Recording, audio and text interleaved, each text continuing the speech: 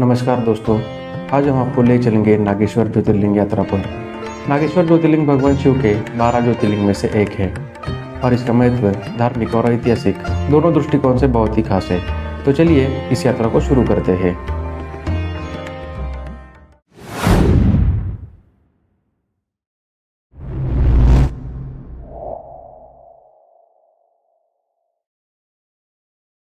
नागेश्वर ज्योतिर्लिंग गुजरात के द्वारका में स्थित है।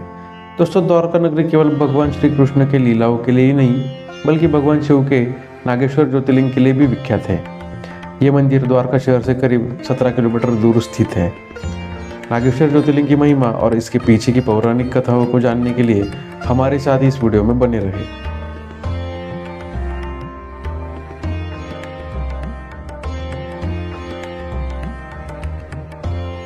तो दोस्तों, अब हम द्वारका स्टेशन पर पहुंच गए हैं। द्वारका स्टेशन पर पहुंचते ही आपको एक ऐसा सुंदर लहराता हुआ तिरंगा नजर आएगा जो कि बहुत ही खूबसूरत लग रहा है।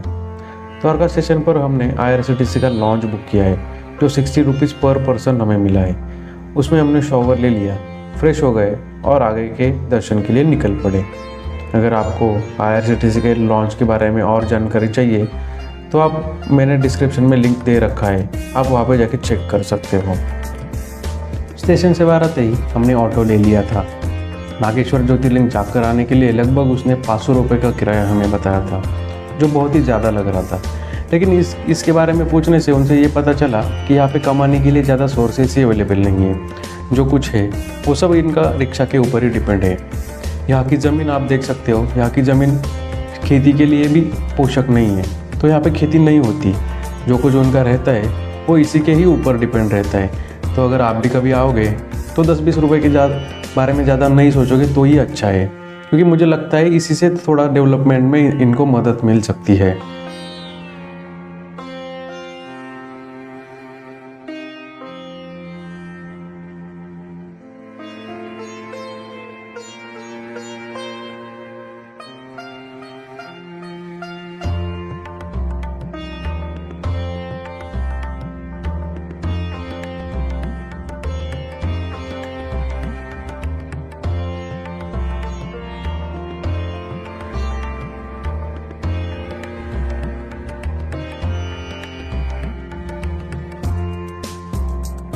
तो अब हम मंदिर पहुंच गए हैं। लगभग 2-3 किलोमीटर दूर से ही आपको ये भगवान शिव की ऊंची प्रतिमा दिखाई देती है, तो आप अंदाज़ा लगा सकते हो कि आप मंदिर के पास पहुंच गए हो। इस प्रतिमा की ऊंचाई लगभग 25 मीटर है और भक्तों के बीच ये एक आकर्षण का केंद्र है। ये मंदिर का मेन द्वार है। तो चलिए अब हम अंदर जाते हैं और नागेश्वर ज्योतिर्लिंग का दर्शन करते हैं।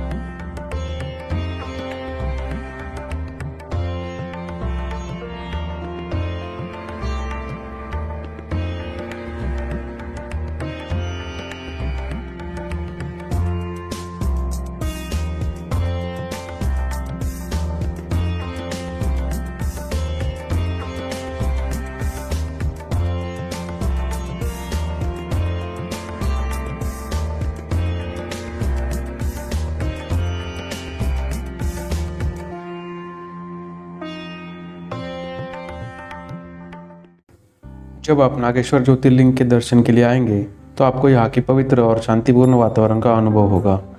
मंदिर के परिसर में गूंजती शिव मंत्रों की ध्वनि और भक्तों की श्रद्धा आपको एक अलग ही आध्यात्मिक अनुभूति कराएगी। यहाँ पर आप विभिन्न धार्मिक अनुष्ठान और पूजा विधियों का हिस्सा बन सकते हैं और भगवान शिव की कृपा प्राप्त कर सकते हैं।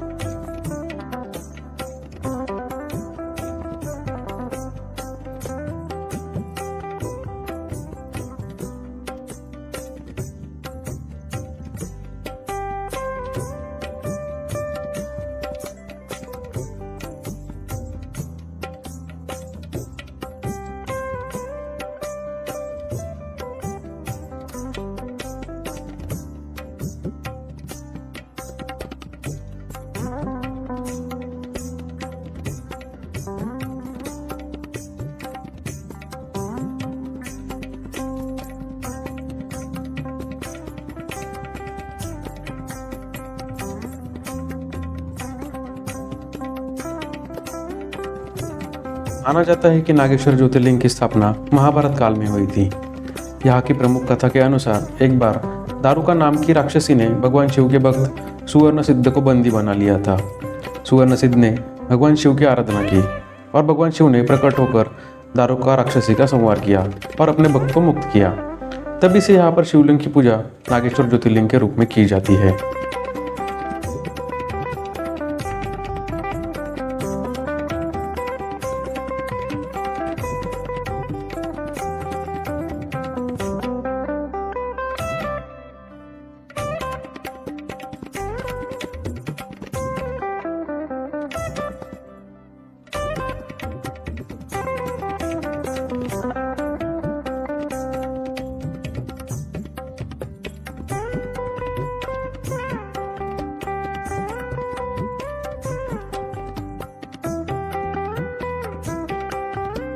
श्री नागेश्वर में भगवान शंकर की नाग रूप से और देवी पार्वती की नागिन रूप से पूजा होती है। इसलिए नागेश्वर में अपने जीवन की रक्षा के लिए गंगा जल के अभिषेक के साथ नाग नागिन का जोड़ा चढ़ाने का महत्व है। द्वापर युग में भगवान कृष्ण ने कई बार यहाँ पे अभिषेक पूजा किया हुआ है। इसीलिए नागेश्वर ज्योतिर्लिंग का महत्व अनन्य साधारण है।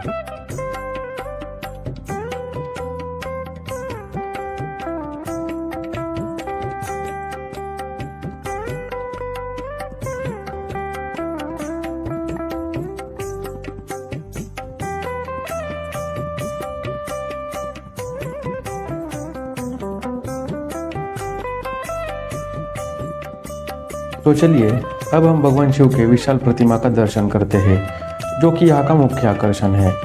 और आपको वीडियो अच्छा लगा हो तो लाइक ज़रूर कर देना। आपकी एक लाइक से ऐसे वीडियोज़ बनाने के लिए हमें और ज़्यादा प्रेरणा मिलेगी। हर हर महादेव।